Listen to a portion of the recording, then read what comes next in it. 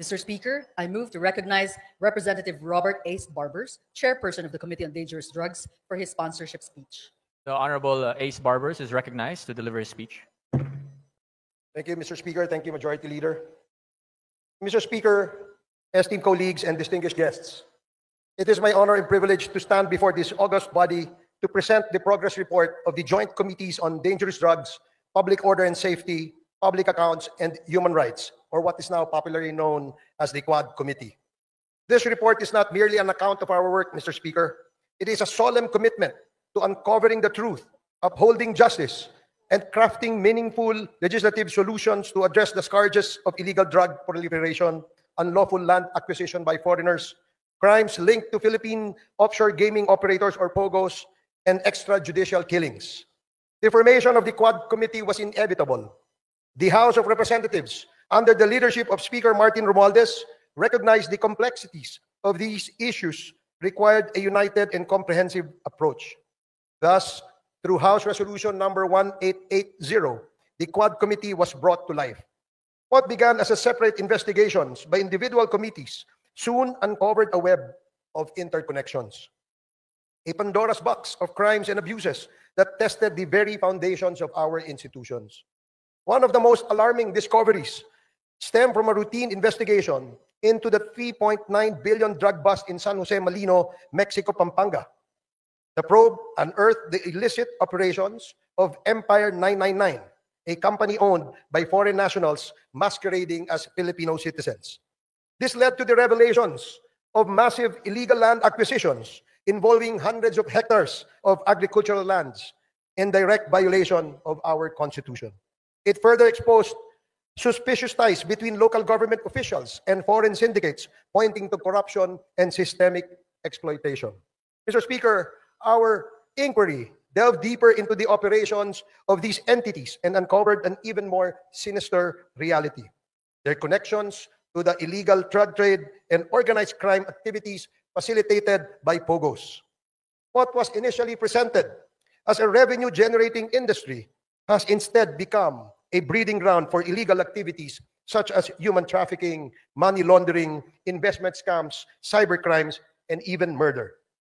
Sa ating investigasyon, Mr. Speaker, ay nakita natin na ang modus operandi ng mga POGOs ay gumamit ng mga Pilipinong dummies bilang mga nominal na may-ari upang magtatag ng mga korporasyon, na nagpapahintulot sa mga dayuhan na iwasan ang mga batas na naglilimita sa pagmamay-ari at operasyon sa mga industriya tulad ng gaming at real estate.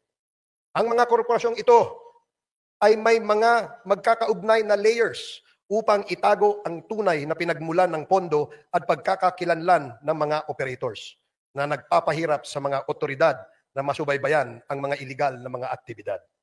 Mr. Speaker, ang mga POGOs na ito ay naguhugas ng pera mula sa mga krimen tulad ng human trafficking, illegal na pagsusugal, bentahan ng droga at cybercrimes sa pamamagitan ng pagpapadaan ng pondo sa mga bank account, pagbili ng ari-arian at iba pang mga instrumentong pinansyal na pinapalabas na lehitimong operasyon ng kanilang mga negosyo. Ang ganitong layering ay hindi lamang nagtatago sa iligal na pinagmulan ng pondo, kundi pinapaliit din ang binabayarang buwis at pinoprotektahan ang mga operator mula sa pagkakadiskubre. Mr. Speaker, karaniwang pinapadali ang mga scheme na ito ng mga tiwaling opisyal at empleyado ng ating gobyerno, ng ating mga regulatory agencies at mga institusyong pinansyal kapalit ng suhol na naglalagay sa peligro ng sistema ng batas at pananalapi sa ating bansa. But perhaps the most chilling revelations, Mr. Speaker, pertains to the extrajudicial killings that have scarred our nation's history. The investigations brought to light a harrowing narrative of abuse of power and institutional impunity during the Duterte administration. Witness testimonies corroborated by evidence revealed a system that incentivized the killing of suspected drug personalities, a system modeled after the so-called Davao template and replicated nationwide. Mr. Speaker, this is not merely a report of the past wrongdoings, but a call to action. The Quad Committee has responded by filing concrete legislative measures aimed at addressing the gaps in our legal framework. Number one, House Bill number 10986, classifying and penalizing extrajudicial killings as heinous crime while providing reparations for its victims. Number 2, House Bill number 10987, prohibiting all forms of offshore gaming operations in the country with severe penalties for violations. Number 3, House Bill number 11043, allowing civil forfeiture of unlawfully acquired real estate properties by foreign nationals. Number 4, House Bill number 11117, providing for the administrative cancellation of birth certificates fraudulently obtained by foreign nationals. In addition to these proposed bills, Mr. Speaker, our inquiries have already yielded significant actions. Number 1, the Joint Committee inquiry prompted authorities to reopen investigations into the murders of Police General Wesley Barayuga, former Albuera Leyte Mayor Rolando Espinosa, and 3 Chinese nationals killed inside the Davao prison in Penal Farm. 2, the certificate of registration of or incorporation of Empire 999 Realty Corporation was revoked by the SEC. Number 3, the Philippine passport of Mr. Kai Kimeng, also known as Mr. Willie Ong, and Yang Jiazheng, also known as A.D. Tai Yang, were cancelled by the concerned government agencies. The findings of the Joint Committee led to the filing of legal cases against Go Waping, also known as Alice Leal Go, including charges of human trafficking and graft and corruption. Number 5, the chairperson of the PAOK directed the Anti-Money Laundering Council to file for court-issued fees orders or provisional asset preservation orders against assets linked to unlawful activities. These include the following corporations: Lucky South Limited Corporation, Whirlwind Corporation, Biancham Holdings and Trading Incorporated, Empire 999 Realty Corporation, Sunflare Industrial Supply Corporation, Yatay Industrial Park Incorporated, Mexico 999 Industry Realty and Development Corporation. These actions underscore the progress achieved through our investigations in addressing systemic crimes and abuses. We have also recommended, Mr. Speaker, amendments to relevant laws, including the Anti-Money Laundering Act, the Anti-Trafficking in Persons Act, the Civil Registry Law, the Anti-Dummy Law, the Bank Secrecy Law, the new Philippine Passport Act, the Comprehensive Dangerous Drugs Act, the Cybercrime Prevention Act, the Tariff and Customs Code, the Revised Corporation Code, and the Local Government Code, among others. Mr. Speaker, in total, we have recommended at least 30 proposed legislations, and these measures aim to strengthen our legal frameworks and ensure that such abuses and misdeeds are prevented in the future. The Quadcom likewise recommends the filing of appropriate charges against the following. Number 1, personalities linked to the illegal drug trade, particularly those implicated in the seizure of 360 kilograms of shabu in Mexico, Pampanga. Kai Kimeng, alias also known as Willie Ong, Yang Jiazheng, also known as A.D. Tai Yang, Mayor Teddy Tumang, and all the incorporators of Empire 999. Number 2, perpetrators of crimes against humanity under Section 6 of Republic Act 9851, or the Philippine Act on Crimes Against International Humanitarian Law, Genocide, and Other Crimes Against Humanity. Former President Rodrigo Roa Duterte, Senator Roland Bato de la Rosa, Senator Christopher Lawrence Bongo, former PNP Chief Oscar David Albayalde, former PNP Chief Debold Sinas, Police Colonel Royina Garma, Police Colonel Edilberto Leonardo, and Hermina Muking Espino. Number 3, the co-conspirators in the murder of Chu Kintung, Li Lanyang, and Wong Mengpin, the 3 Chinese nationals killed inside the Davao Penal Prison and Penal Farm on August 13 of 2016. Former President Rodrigo Roa Duterte, Police Colonel Royina Garma, Police Colonel Edilberto Leonardo, SPO4 Arthur Narsolis, and Superintendent Gerardo Padilla. Number 4, individuals involved in the murder of General Wesley Barayuga, Police Colonel Royina Garma, Police Colonel Edilberto Leonardo, Police Lieutenant Colonel Santi Mendoza, former PNP Officer Nelson Mariano, PSMS Jeremy Tox Kausapin, and 1 alias Loloy. Moreover, Mr. Speaker, further investigations should be conducted against, but not limited to, the following individuals. Number 1, personalities implicated in the illegal drug trade in relation to the revelations provided by resource persons Jimmy Guban and Mark Taguba, Representative Paulo Duterte, Councilor Nilo Abilera Jr., Mr. Paul Gutierrez, Mr. Benny Antiporda, Mr. Jojo Bacud, a certain Tita Nani, and Mr. Allen Capuyan. Number 2, personalities identified to be involved in the illegal drug trade during the course of the legislative hearings: Hong Mingyang, also known as Michael Yang; Wei Xiong Lin, also known as Alan Lim; Charlie Tan, and Mr. Sammy Uy. Number 3, personalities involved in POGO-related illegal activities: Attorney Herminio Harry Roque Jr., Catherine Cassandra Leong, Go Waping, or also known as Alice Leal Go, Yang Jian Sin, also known as Tony Yang, and Hong Jiang Yang, the younger brother of Tony Yang and Michael Yang. Mr. Speaker, our work is far from over. The Quad Committee's progress thus far is a testament to what we can achieve when we confront corruption and criminality with courage and resolve. However, it also underscores the magnitude of the challenges we face. This is a defining moment for this Congress, Mr. Speaker. It is an opportunity to uphold the rule of law, protect our nation's sovereignty, and deliver justice to those who have been wronged. I urge my fellow legislators to give this report the attention it deserves and to support the proposed measures that will ensure these injustices are never repeated. Together, let us take the necessary steps to restore faith in our institutions and reaffirm our commitment to the Filipino people. Maraming salamat and Merry Christmas, Mr. Speaker. Thank you very much.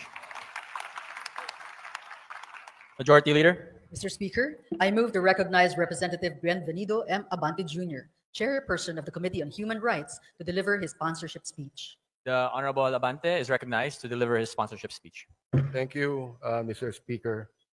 Honorable Speaker and distinguished colleagues in Congress, at lahat po ng ating mga kababayan na nakikinig dito sa ating website ngayong hapon na ito. Gusto ko lang pong sabihin unang-una, Mr. Speaker, the time of reckoning has come. Nakalagay po sa Matthew chapter 7 and verse number 2. For with what judgment ye judge, ye shall be judged. And with what measure ye meet, it shall be measured to you again. Kung iniisip po natin na magagawa mo ang gusto mong gawin, na hindi mo sinusunod ang taligang batas, dahil nasa kapangyarihan ka, nais kong sabihin, Mr. Speaker, na matatapos din ang mga bagay na yan at ikaw ay hatulan ng taong bayan. Ito pong House of Representatives ay ang bahay po ng taong bayan. Sapagkat tayong lahat ay inelect ng taong bayan upang tayo ay magbusisi ng lahat ng katiwalaang nangyayari sa ating pamahalaan.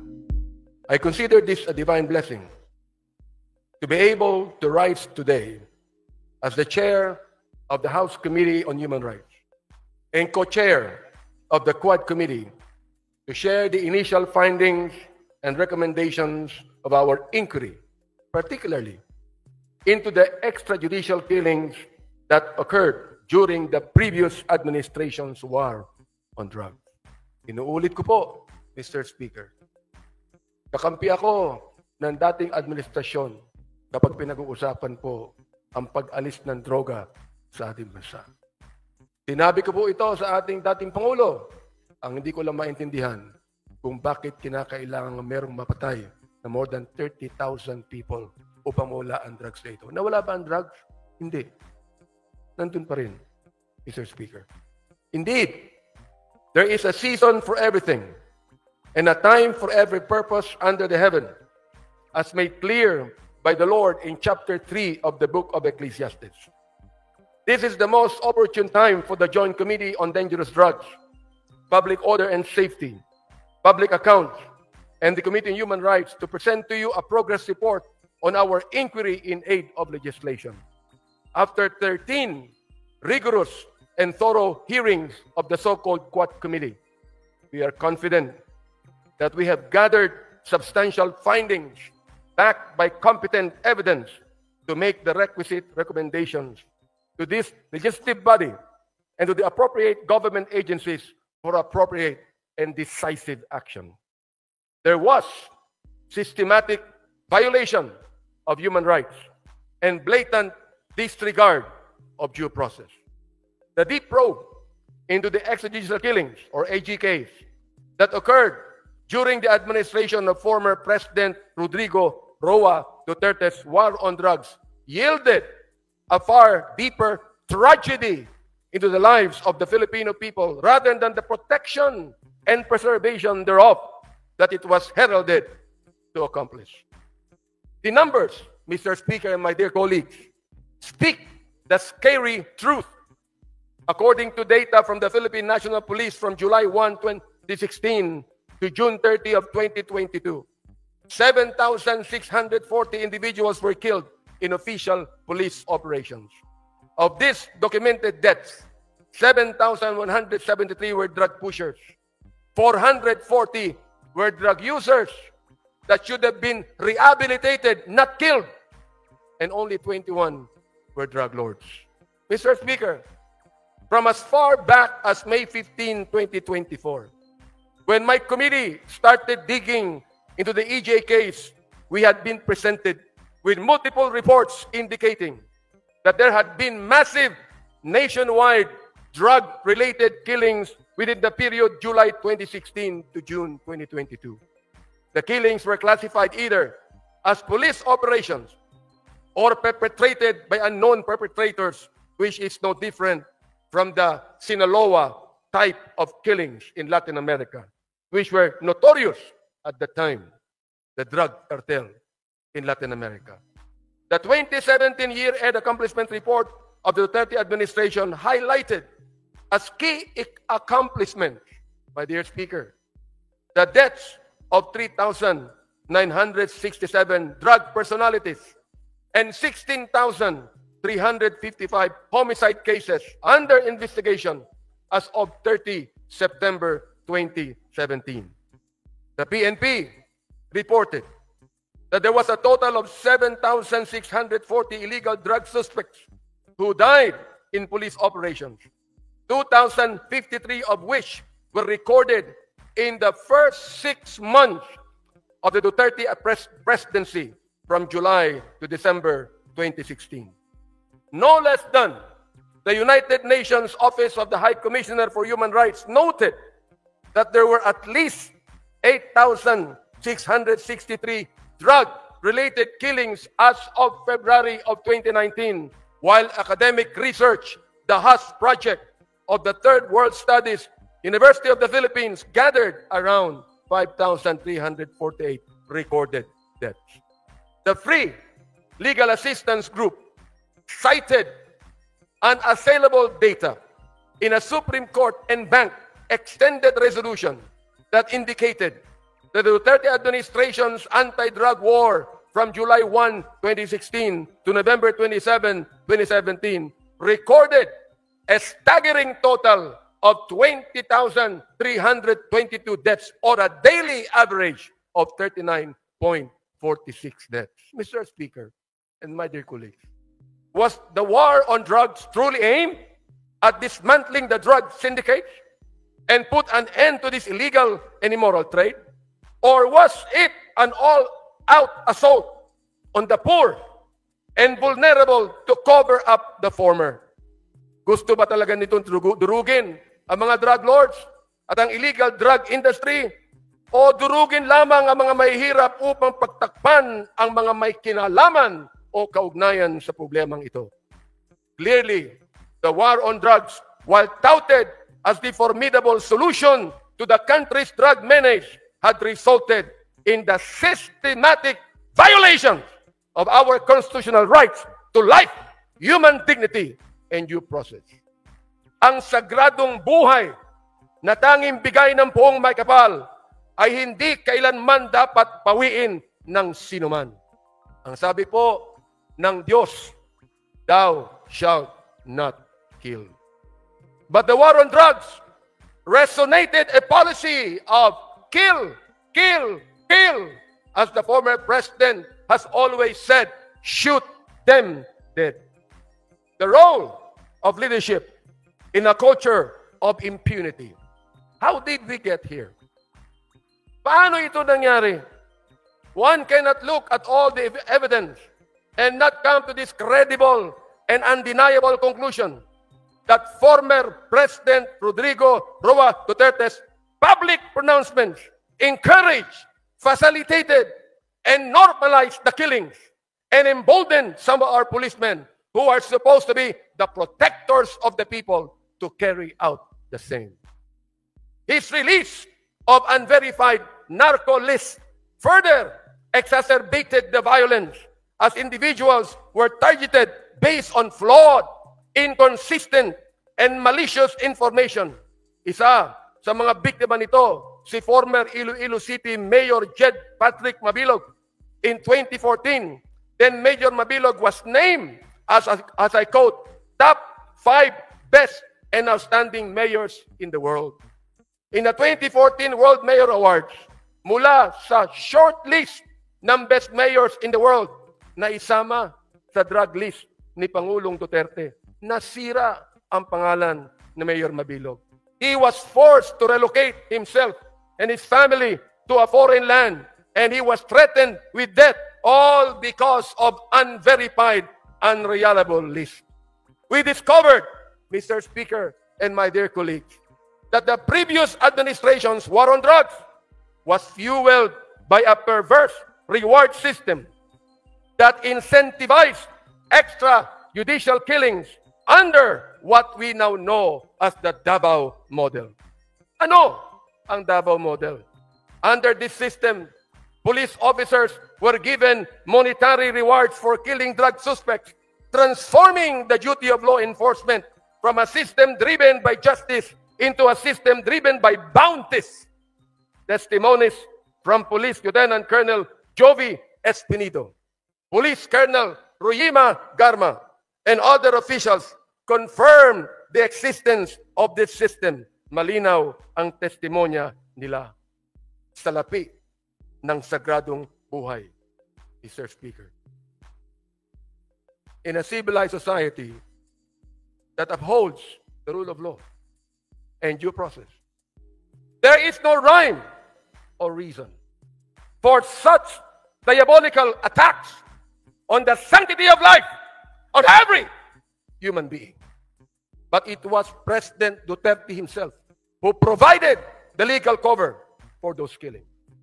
The narrative of nanlaban or fought back became the legal justification for these operations, as PRRD himself encouraged officers to provoke suspects into resisting arrest, which was he admitted in one of the hearings conducted, providing legal cover for the use of lethal force.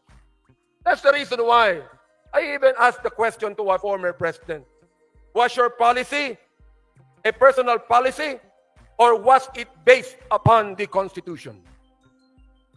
There was a grand conspiracy. In the course of our hearings, we exposed disturbing cases where killings were carried out for monetary rewards or as part of orchestrated operations.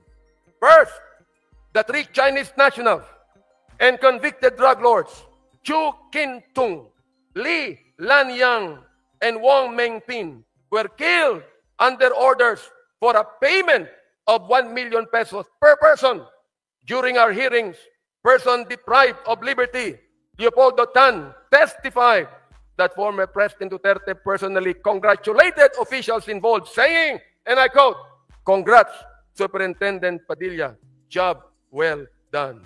Pero grabe yung ginawang dinuguan. End of quote. Alam ko, ibabas na naman ako ng mga DDS pagkatapos nito. Gusto kong makinig kayong lahat. Alamin nyo nung una ang batas. Bago nyo kami murahin, bago nyo kami latiin, alamin nyo muna ang batas. Sapagkat dito po, sa house na ito, ay pinaglalaban namin hindi lamang ang katuwiran ng bawat tao, kundi ang tinatawag nating sanctity of life. Second, the assassination of Police General Wesley Barayuga, na binanggit na ng aming chairman. Witnesses testified that Barayuga was killed under instructions from police officials with a reward of 300,000 pesos given for his murder. Police Colonel Grijaldo, na kinontempo namin sa aming last Quadcom hearing. Nandito po siya ngayon.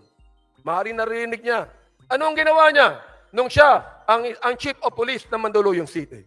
Nang general na ito ay pinatay doon sa Mandaluyong. Walang police report, walang investigation report, walang ginawa ang chief of police na ito. Siya ba'y tinanggal sa pagiging chief of police? Hindi, mga kaibigan. Samantalang yan palagi ang SOP ng Philippine National Police. We heard testimony that revealed that police officers had killed quotas and were rewarded for complying with them. Police Lieutenant Colonel Espinido detailed that a 20,000 peso reward was paid per kill. Yan po ang kanyang statement. Our investigation also unearthed cases where the drug war served as a tool to eliminate competition among drug syndicates. Witnesses such as Mr. Kerwin Espinosa and former police officials SPO3 Artunio Las Cañas and Police Colonel Eduardo Acerto revealed the dark reality of a policy that prioritized kill, kill, kill over jail, jail, jail. Mr. Speaker, more data revealed how every effort was made to ensure that those involved in these killings were spared from the consequences of their action. Of the over 8,351 deaths, the PNP's Internal Affairs Service reported that 99.17% of cases resulted in the exoneration of police officers. Just imagine. Of the 32,803 policemen charged for operations, only 30 were dismissed. These numbers expose a justice system that failed the victims and their families. Out of all this bloodshed, ano naman ang naging impact sa paggamit ng droga? Mr. Speaker, the Dangerous Drugs Board admitted that the drug war resulted in only a slight decline in drug use.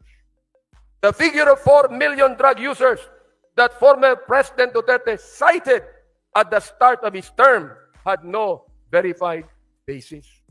Sinabi pa niya na itong si Adolf Hitler pumatay ng 3 milyon ng mga Hudyo. Mali pa ang sinabi niya. 6 million po ang napatay niya. Kaya dapat din patayin ang 3 milyon ng mga drug pushers.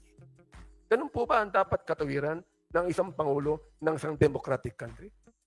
Hindi po tayo terorista. Hindi tayo komunista.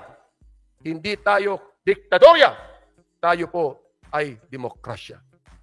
Mr. Speaker, as a result of this hearing, we filed House Bill number 10986, an act classifying and penalizing extrajudicial killings as a heinous crime, providing reparation for the victims, and strengthening the mechanism for its prevention. This bill, otherwise known as the Anti-Extrajudicial Killing Act, defines extrajudicial killing as any killing other than that imposed by the state pursuant to the provisions of the Constitution on heinous crimes, or a deliberate and arbitrary killing of any person not authorized by a previous judgment pronounced by a competent court, committed by a public officer, personal authority, agent of a personal authority, or any person who is acting under the actual or apparent authority of the state. Under this measure, extrajudicial killing is classified as a heinous crime, punishable by life imprisonment. Monetary reparation between 250,000 pesos to 500,000 pesos, as well as a non-monetary reparation, will be granted to victims and their families to be determined by the Extrajudicial Killing Claims Board proposed under the bill. Sana po maging batas na po ito. Next, we recommend the passage of a death in custody or under Police Operations Act. This will institutionalize official recording and reporting of deaths during police operations in custody with mandatory annual reports as submitted to Congress, DOJ, and the CHR. The establishment of a national interagency investigative body, an independent agency tasked to investigate EJ case and the other human rights abuses committed by state and non-state actors. The creation of an independent international affairs service that is autonomous to ensure accountability free from the PNP influence. We also recommend the filing of appropriate charges against officials responsible for these atrocities. We recommend that cases be filed under Section 6, Crimes Against Humanity, under the International Humanitarian Law, Republic Act 9851, against former President Rodrigo Roa Duterte, Senator Ronald Bato de la Rosa, former PNP Chief Oscar David Albayalde, and former PNP Chief Dibol Sinas, among others. We also recommend reparations for victims of EJK, strengthening the Commission on Human Rights, and enacting prevention measures to ensure that none of these horrendous abuses to human rights will ever happen again. Mga kababayan, as stewards of justice and as representatives of our people, it is our moral and sacred duty to hold the perpetrators accountable and to uphold the value of every human life. Nais ko lang sabihin sa inyo na ang distrito ko po ay drug-free. Pero walang napatay. Kahit isa. Pwede naman pala eh. Pwede naman pala na ang isang syudad, ang isang bayan, ang isang distrito, pwedeng mawala ang drugs na hindi mo kinakailangan pumatay. Mga kaibigan, my dear speaker, my dear colleagues, I know that this is a season of giving, love, and forgiveness. And may this also be a season of healing, but never giving up on justice and truth. Maraming salamat po at maligayang Pasko sa inyong lahat. Thank you very much, Majority Leader. Mr. Speaker, I move to recognize Representative Ban S. Fernandez, Chairperson of the Committee on Public Order and Safety, to deliver his sponsorship speech. The Honorable Dan Fernandez is recognized to deliver his sponsorship speech. Thank you so much, Mr. Speaker. Maraming po salamat at don't worry, maikli lang po to, hindi katulad nung kay Chairman Abante na napakahaba at napaka-emotional. Mr. Speaker, distinguished colleagues and guests in the plenary hall, magandang hapon po sa ating lahat. It is my honor to present, together with my co-chairs of the Joint Committee comprising the Committee Dangerous Drugs, Public Order and Safety, Human Rights and Public Accounts, also known as the Quadcom. This progress report outlining the facts established, evidence gathered, actions taken, and recommendations for remedial legislation concerning extrajudicial killings, illegal drugs, illegal Philippine offshore gaming operators, and anomalous transactions involving local government units in connection with these unlawful activities. To date, the Joint Committee has conducted 13 public hearings and has obtained numerous testimonies of witnesses and documentary evidence in the course of its inquiry. Mr. Speaker, the Joint Committee has identified compelling evidence that necessitates prompt and decisive legal action by the appropriate government agencies, as well as urgent legislative intervention to enact laws and policies that will effectively address these critical issues. With respect to POGOs, the Joint Committee found a discernible pattern regarding their creation and operation. It starts with foreign nationals using fake documents to acquire Filipino identities, followed by land acquisition to establish POGO facilities, the construction of several buildings worth billions of pesos, the execution of lease agreements between two corporations with interlocking ownerships, followed by the application for POGO license with the Philippine Amusement and Gaming Corporation. This was also established that criminal syndicates composed of Chinese nationals pretending to be Filipino citizens operate within the country and are responsible for various criminal activities facilitated through POGOs, including human trafficking, internet scams, and money laundering. Some of these Chinese nationals have links to the drug trade. These POGO companies include Hongsheng Gaming Technology in the Baofu compound in Bamban, were facilitated by Go Huaping, also known as the former Bamban Mayor Alice Guo. Lucky South 99, situated in the Whirlwind Corporation, leased property in Porac, Pampanga, identified with Catherine Cassandra Leong and attorney Herminio Harry Roque Jr. At kasama rin po dito si Sean Wei Technology owned by Alan Lim, also known as Wei Xiong Lim, together with his wife, Rose Nonolin. The findings of the Joint Committee have led to the filing of cases against Guo Huaping, Catherine Cassandra Leong, and Attorney Harry Roque, and several other Chinese and Filipino incorporators of Pogo companies for qualified human trafficking. Money laundering cases have also been lodged against them. Aside from Guo, Ong, and Roque, the Joint Committee recommends that criminal investigations be commenced to look into the involvement of other key personalities such as Hong Ming Yang, also known as Michael Yang, his elder brother Yang Jianxin, also known as Tony Yang, and spouses Alan Lim and Rose Nono Lim into illegal Pogo activities. As a result of the joint hearings, the Anti-Money Laundering Council was directed to apply with the court for the issuance of a freeze order covering the assets related to the unlawful activities of Lucky South 99, Whirlwind Corporation, and Bian Cham Holdings. Furthermore, as a result of the findings into the illegal activities of Pogos, this representation and fellow members of the Joint Committee filed House Bill number 10987, or the proposed Anti-Offshore Gaming Operations Act. The bill seeks to establish ironclad provisions against the resurgence of Pogos in the country and repeals two laws related to the offshore gaming. Executive Order number 13, issued by former President Duterte, and Republic Act number 11590, or the law taxing Pogos. In relation to Pogos, we filed more significant pieces of legislation. House Bill number 11043, which seeks to provide for a civil forfeiture in favor of the state of any unlawfully acquired real estate properties by any foreign national. And a third measure, House Bill number 11117, which seeks to provide for the administrative cancellation of birth certificates fraudulently registered by foreign nationals.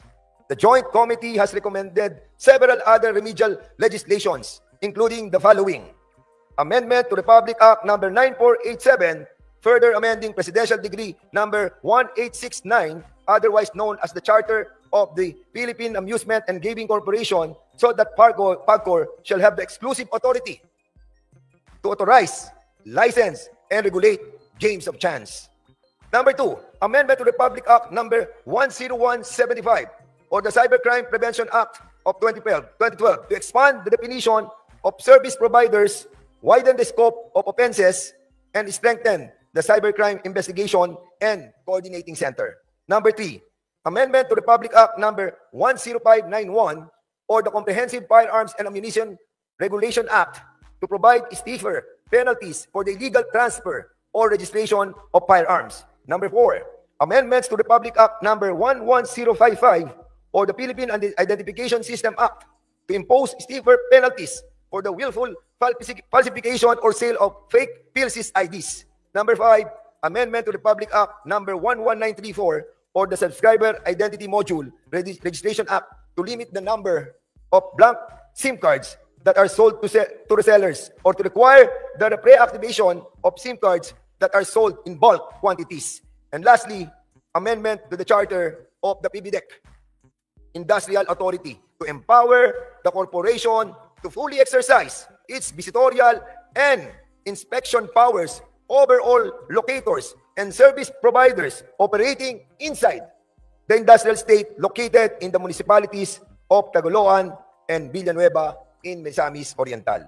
Mr. Speaker, beyond these legislative initiatives, beyond the possible filing of cases, I wish to highlight the suffering and abuse that many trafficking victims have endured at the hands of these evil Pogo operators. The trauma, their deaths can never be rectified by laws alone. We must fight to ensure that they obtain justice and are afforded counseling and rehabilitation. Let us not leave them by the wayside. Ang karumal-dumal na gawain na kapaloob sa operasyon ng Pogo ay isang bagay na hindi maitatago ng mga taong nakinabang sa operasyon na ito. Politiko, negosyante, mga banyaga at marami pang iba.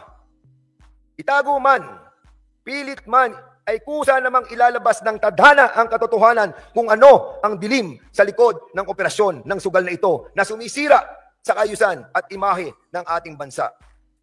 Ang mga buhay na mapabanyaga man o lokal nating kababayan na kinuha ang kanilang buhay ng mga mapag-abusong tagapamahala ng mga pogo ay ibinubulid na ang kaluluwa sa impyerno. Direct and indirect participation in the operation o pogo must pay the price.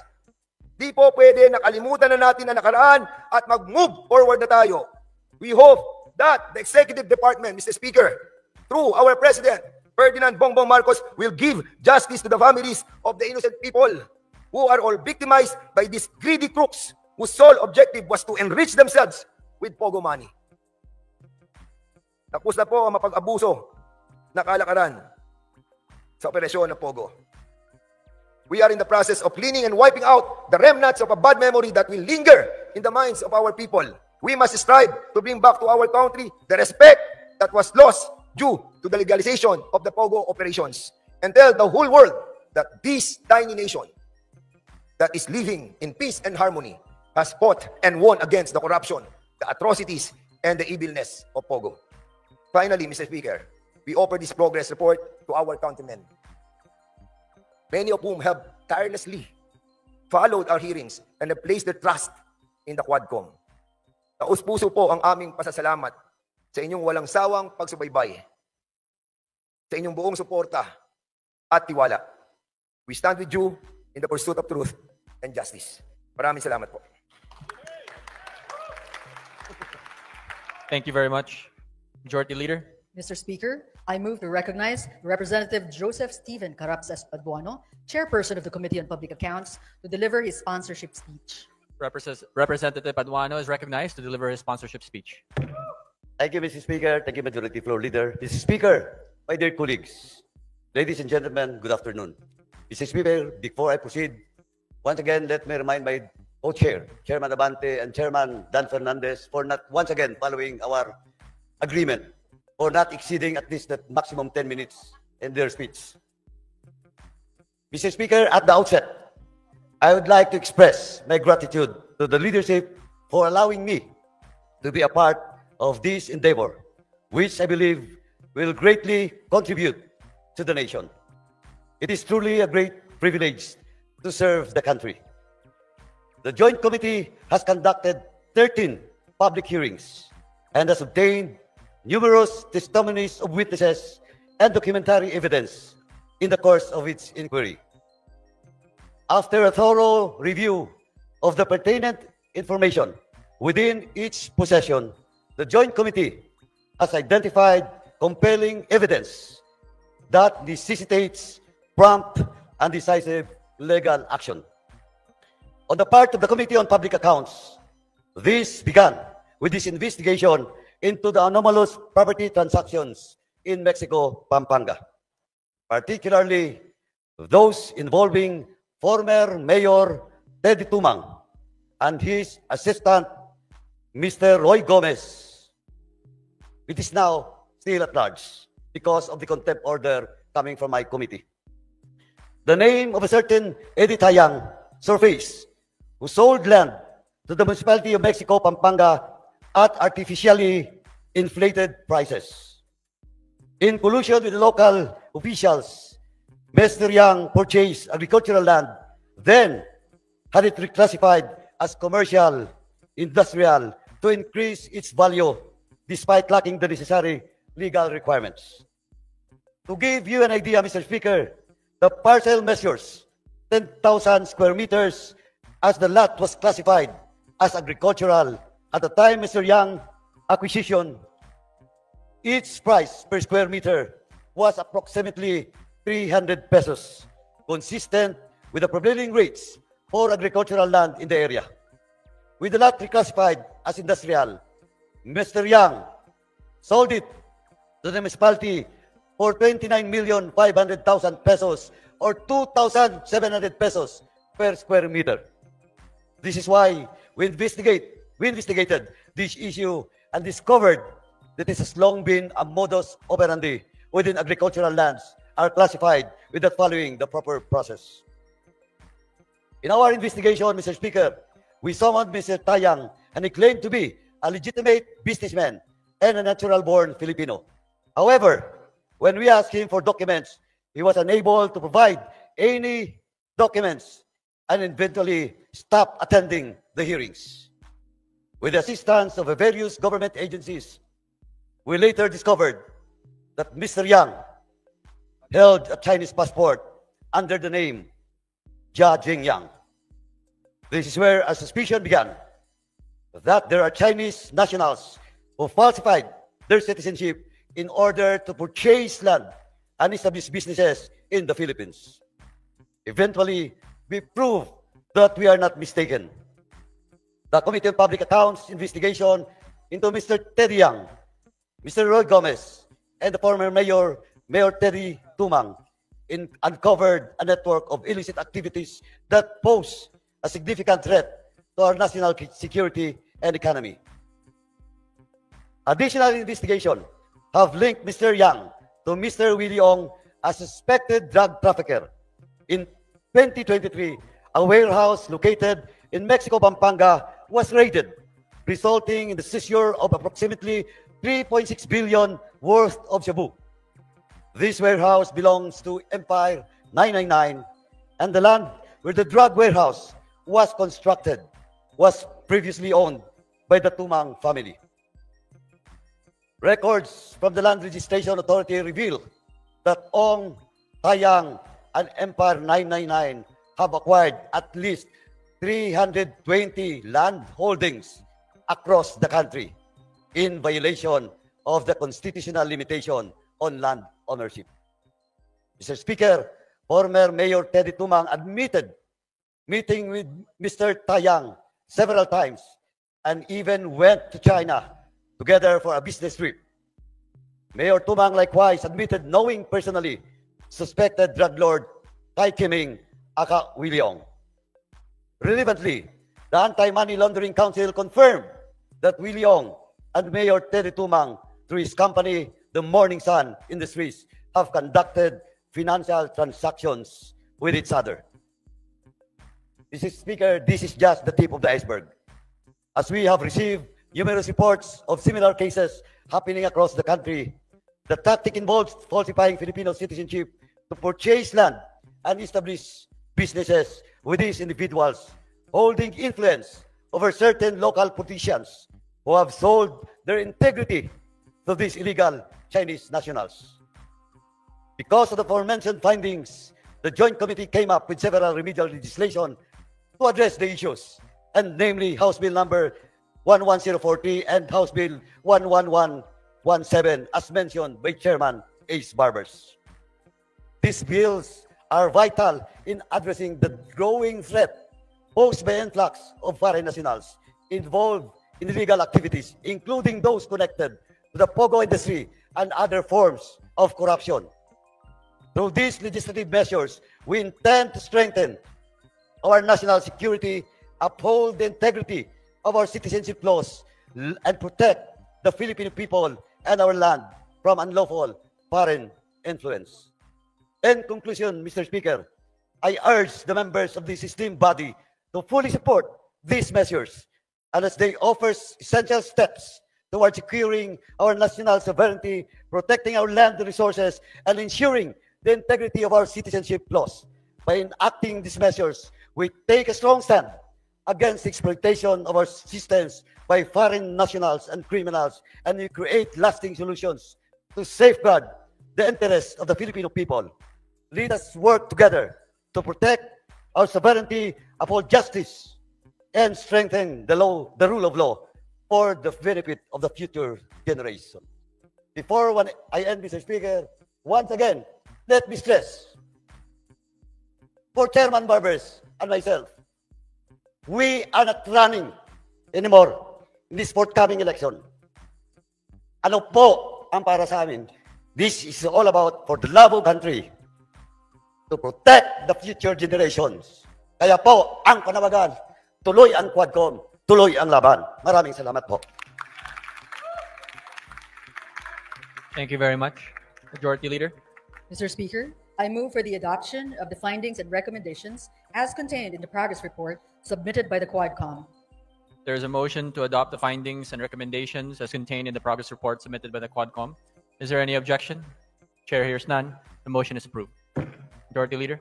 Mr. Speaker, pursuant to the Quadcom's recommendation for the immediate conduct of more in-depth investigations and/or preliminary investigations on certain public officers, private individuals, corporations, and other entities summoned in this legislative investigation, and institute the filing of proper cases if warranted, I move that the progress report of the Quadcom be transmitted to the agencies mentioned in the aforementioned report for their appropriate action. I so move, Mr. Speaker. Is there any objection to the motion of the Majority Leader? The Chair hears none. The motion is approved. The Secretary General is directed to transmit the progress report to the agencies mentioned in the report. Majority Leader. Mr. Speaker, I move that the progress report of the Quadcom be furnished to the appropriate committees for referral of the proposed remedial legislation as contained in the report for their appropriate action. I so move, Mr. Speaker. Is there any objection? The Chair hears none. The motion is approved. The Secretary General is directed to furnish the progress report to the committees mentioned. Majority Leader.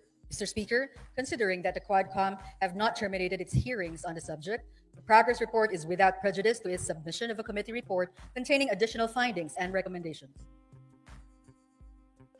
The manifestation of the Majority Leader is duly noted. Majority Leader. Mr. Speaker, I move for the consideration of House Resolution 2147, copies of which have been distributed to the members, and for this purpose, may we request that the Secretary General be directed to read the title of the House Resolution. Is there any objection? The Chair hears none. The Secretary General is directed to read the title of the House Resolution 2147. House Resolution 2147, Resolution authorizing the Committees on Public Order and Safety, Information and Communications Technology, and Public Information to conduct a joint inquiry in aid of legislation on the rampant posting of false and malicious content in social media platforms while safeguarding freedom of speech and ensuring digital safety.